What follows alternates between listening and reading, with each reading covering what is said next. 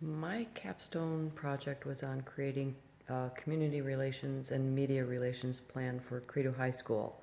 I found very little academic literature on the subject, and I imagine in part it's because most parents and students don't necessarily shop around for a high school to attend, therefore those schools don't necessarily need a communications and marketing plan.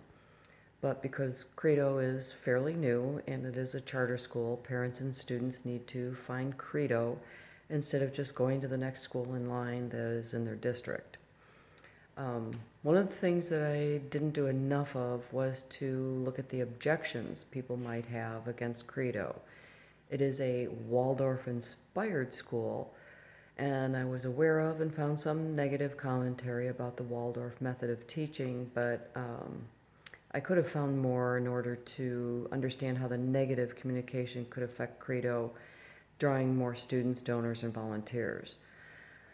There is, in some people's minds, the belief that Waldorf is too touchy-feely and relies too much on faith and religion, but I found none of that at Credo. And I think that's why Credo uses the phrase Waldorf-inspired, because there is some bias against the Waldorf method. Having a better understanding of the negatives may have helped me look at the project differently and possibly provide a more robust communications plan that would counter any kind of misunderstanding of Credo's interpretation of Waldorf. I found it interesting that many of the things we learned about in this semester, such as emotional intelligence, bullying, listening and feedback, really apply to the principles of Credo's method of teaching. The Waldorf style of teaching really takes into consideration principles such as emotional intelligence. The school incorporates art in every class, and students are also given 4 years of music classes and 4 years of a foreign language. This is all designed to develop their creativity and imagination, which helps build their social emotional well-being. For example, every student participates in the production of a play with little to no adult supervision. There are so many elements in putting on a play: acting, directing, set building, budget and finance, marketing and communication, makeup, costumes, you name it.